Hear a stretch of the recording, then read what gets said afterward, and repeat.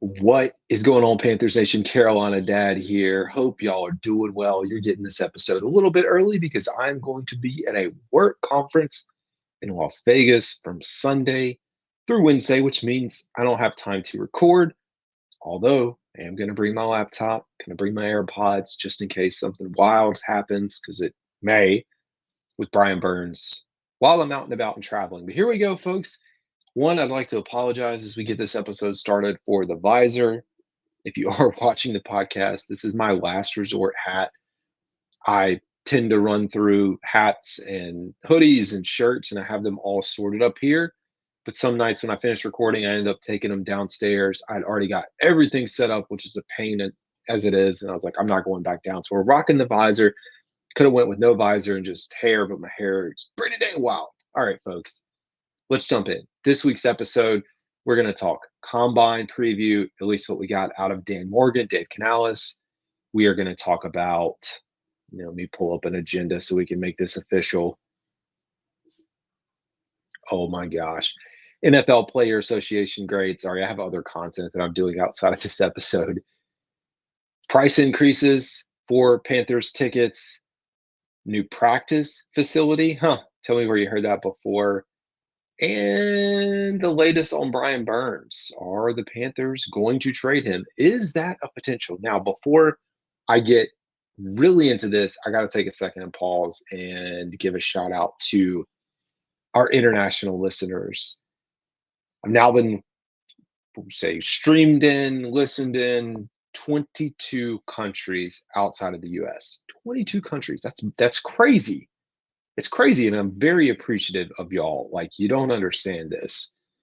Germany leading the way. So when you look at the breakdown, 93% of my plays come from the US. Then the other 7% spread out across those countries. But Germany leading the pack for international countries with 3%. And we get into the weeds here. I can't pronounce this. I posted a picture. I can't speak German, but I posted a picture on X if you want to go out and see the percentages and the breakdown of the locations and regions within Germany that everyone's listening to. We've got that. In a close second, we have the United Kingdom at 2%, solid 5% right there. And the rest is just spread out. And we've got Australia, Canada, Ireland, Aruba, Philippines, Mexico, Belgium, Poland, India, Netherlands, Portugal, Denmark, Guernsey, I don't think I'm pronouncing that right, Dominican Republic, Sweden, France, Switzerland, Hungary, Bahamas, Bangladesh, Singapore. Oh, man. Thank y'all seriously, thank y'all. Talk about YouTube. Please, if you are watching this on YouTube or if you're listening to this podcast, please go out to YouTube and subscribe, or subscribe and follow the show wherever you get your podcast. It helps me, helps ratings, and it will help the show grow so that we can do bigger and better things moving forward, give away free stuff. As you can see, I'm rocking the Panthers hoodie right now. I'm going to have Panthers, 2 Growls, 1 more. It's Panthers. I'm going to have some shirts coming out soon. All right, folks, before we can get into the weeds of, before we get into the weeds of the NFL Players Association grading, let's talk about news that kind of impacts that just a little bit here. The first news coming out of the Carolinas is a price increase on ticket sales at about 4%. 4% increase on ticket sales for a team that finished 2-15, the worst team in the league. And I gotta say, I saw the fans that are mad, the PSL owners. Tepper, if you're really trying to upset the fan base, I get it. But in reality, you're just, making it harder for opposing fans. Since those are the ones that are taking over the bank, I mean, maybe, just maybe, I don't know. We got a lot of folks upset about that. And again, I'm not a PSL owner, so I can't speak directly on behalf of them, but I've seen quite a few people like debating if they're going to renew, if they're going to keep it, that people in the 500s don't feel appreciated. And I think all of that is completely valid. And I understand the economy and I understand the state of things and wanting to make more money and sportsology coming in and helping you with the entire business model. And hey, you might want to raise your prices. But come on, man. At 2-15, really, dude? really 2 and 15, we're going to increase our prices. And I know I've seen other outlets going in and ripping on this. I was, coming around a little bit with him in the background, and we get this news coming out. Understand it though. It's a business. It's a business model. Year over year, in every industry that you work in, there's some kind of price increase. You gotta increase prices in order to pay for all the overhead and everything that comes with that, supply chain, and yada yada yada. Man. Anyways, you've got that news coming through. Again, people not too pleased. Now we've got news that they're going to be expanding the practice facility or location here downtown Charlotte. So if you follow where the Panthers practice, right near the stadium used to be that huge bubble. They took the bubble down, and now plans have been submitted. So, according to documents filed by the Panthers, the team wants to build a new field house and training facilities on its property. We talked about wanting to make changes. Some of those changes include rezoning the site, which would allow up to 5,000 people with temporary seating outside for events like training camp. I mean, you're moving training camp here, you got to have a place for people to sit to bring that in. Document adds that development could include temporary space for a restaurant or bar, retail stores, food trucks, and lodging for special events. I mean, all that makes sense. It's not going to be the hub that we were promised or planned for in Rock Hill. It's not going to be anything like the Cowboys facility and a lot of these other teams as far as what they are building in the modern NFL. It's a step forward.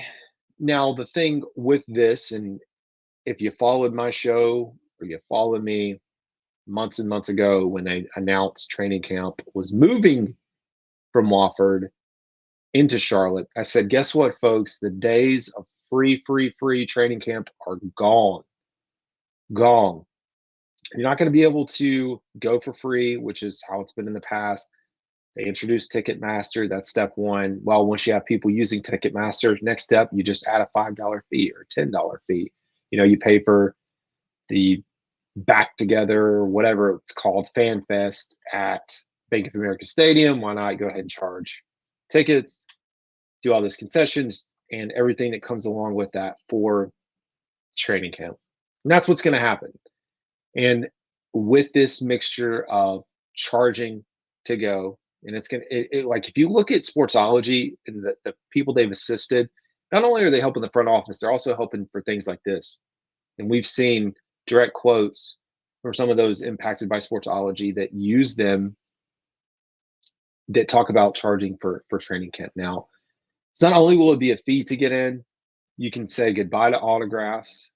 So if you want to get an autograph, I'm sure there's going to be some kind of premium VIP experience or a section of, sectioned off for people that paid the premium that, yeah, now you can go in and you can get your autographs because you paid that premium fee. Yeah, I'm still up in the air. I guess I'm going to have to wait and see like how training camp works out. Did have the benefit of our in-laws in Spartanburg and being able to stay there. So I am biased. I get it. I'm a homer because I'm biased because it was perfect for us, perfect for the family. Still gonna think about it because we can still stay and I just drive up to Charlotte, which is like an hour. I don't think I'd go for the 4 or 5 practices or whatever I went to last year. Probably not an option, but I know I need to go a little bit, get my name out more than what it is now.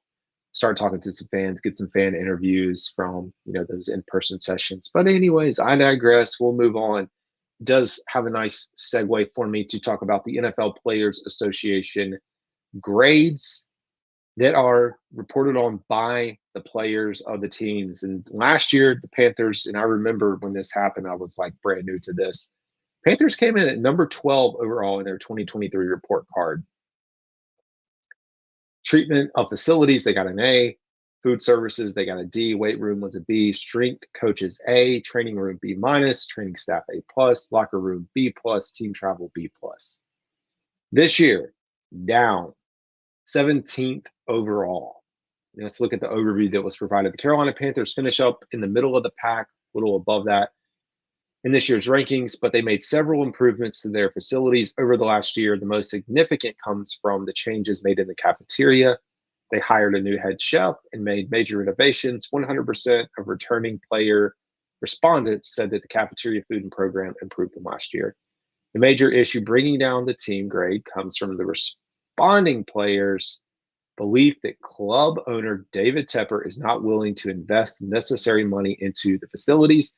The number one example is the field surface in their stadium, with ownership deciding to change from natural grass to synthetic turf in 2021.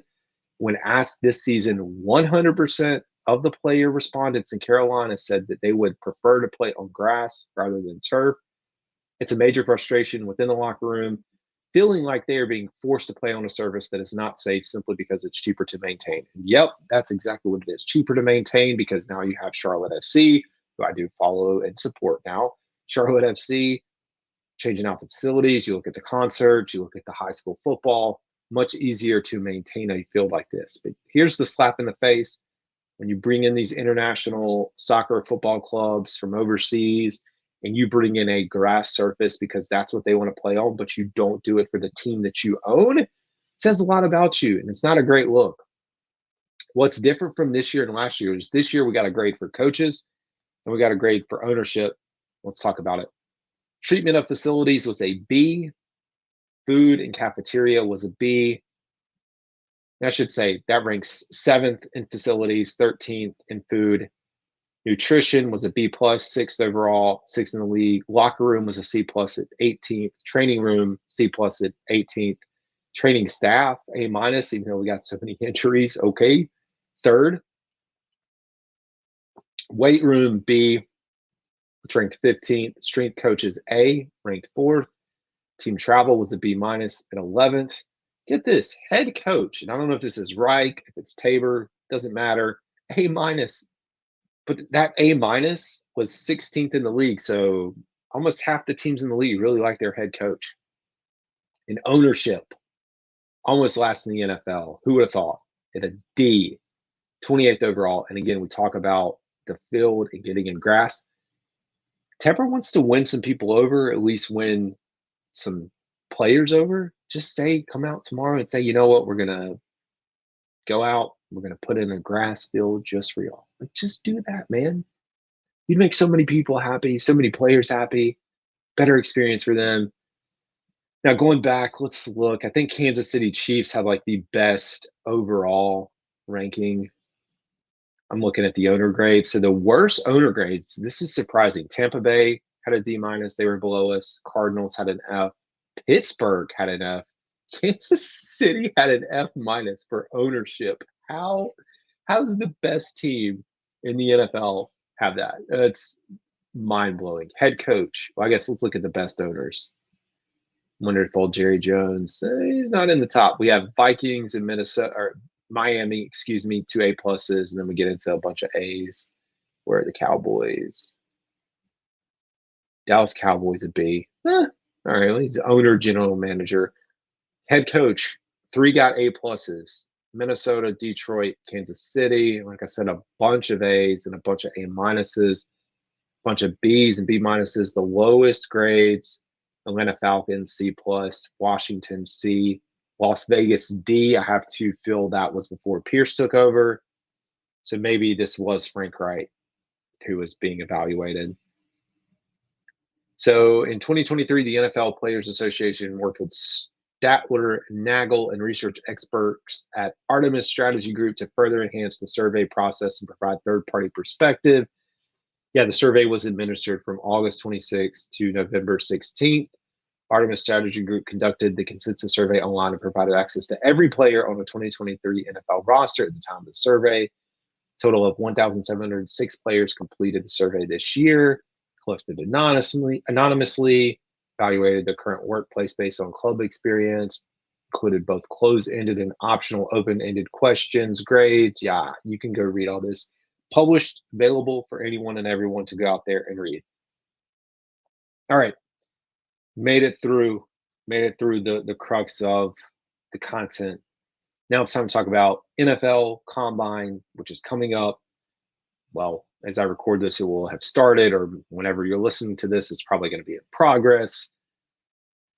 Leading into this, we got to hear from Dan Morgan. And if you have not had a chance, go out to YouTube. I followed in the footsteps of Roll Coverage Pod. I did a reaction episode to Dan Morgan and Dave Canales. So if you missed their pressers, you can watch them on my channel. They're sped up at about 1.5 times speed. So it goes through a little bit quicker. I'll add in my comments to go along with it because I think it's good to have a little bit of context as you're listening. And I think you should do it. But we did get some answers to some of the things that we've been wondering. One of those being Brian Burns. Like, what is the state of Brian Burns? And from what we've heard from Dan Morgan, all options are on the table, which would include a trade. So we're talking about franchise tag, extension, trade. The window is closing. Like, we've got, what, 6 days, I think is what I looked at today, again, by March 5th, depending on when you're listening to this. So, update your timeline. By March 5th, we got to make a decision on a franchise tag. I think the Panthers are going to have to tag him. I don't see a deal being in place before then in order to get this guy long term. Now, I've got a whole nother segment to break down the roster, which I'll talk about later. But that was the update. So kind of letting you know that anything and everything else is on the table. Frankie Luvu, heard about Frankie Luvu and his situation. Dan Morgan would love to have him back. Who wouldn't want to have him back? Top free agent. But nothing is guaranteed in this league, which we know. And that's what Dan said. And then you talk about Derek Brown wanting to get a contract extension for him in place. That is being talked about. Again, working through the process with all of those guys. We move into more of the how are we going to handle the draft situation. We know we need to attack wide receiver, offensive line. The idea is also being said, like, best player available.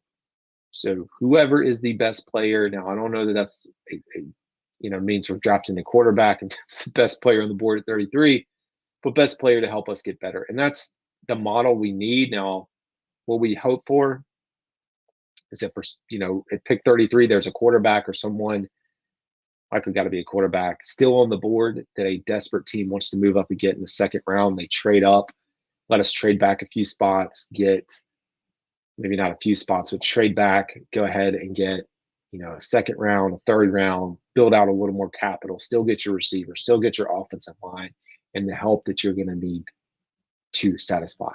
But that was the plan that Dan put in place, and you can go out and listen to that. He went into a little more detail.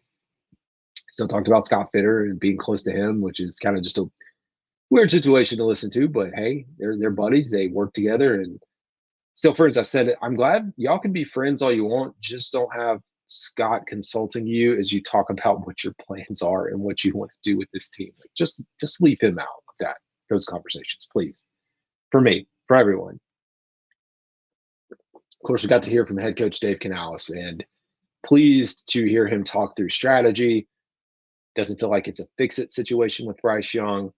He's working on a full plan, and he talked about his time as he's worked with Pete Carroll and how they approach quarterbacks, coming in with a plan, highlighting, where you think they can improve, how are you going to make them better, and then getting a lot of respect from the quarterback in doing that. So we know he's going to be working on that.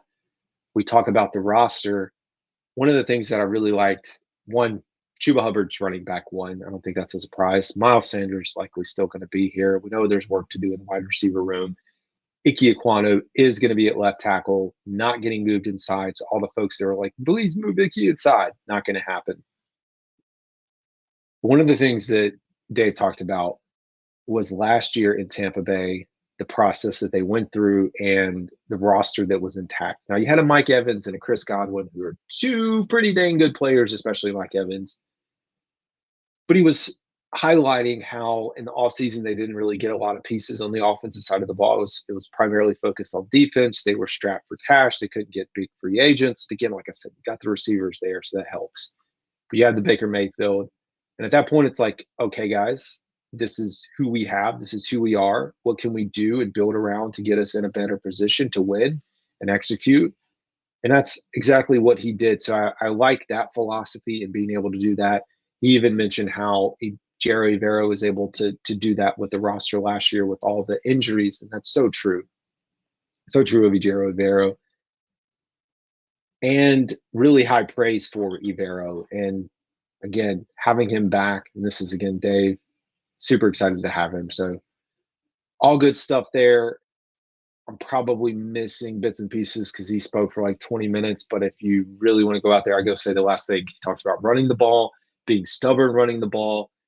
I'm like, hey, if we can get back to keep pounding, I love it. Even though we know Tampa Bay was one of the worst rushing teams in the league last year, it's good to hear that that's their emphasis and how they want to get better. So, all right, folks, it's about running over 20 minutes ish now or close to it. Maybe. Anyways, I will be back next week and maybe in between with a modified episode. But anyways, that's all I got. If y'all like the show, please like, subscribe, follow if you're still here. I appreciate it. Y'all have a good one.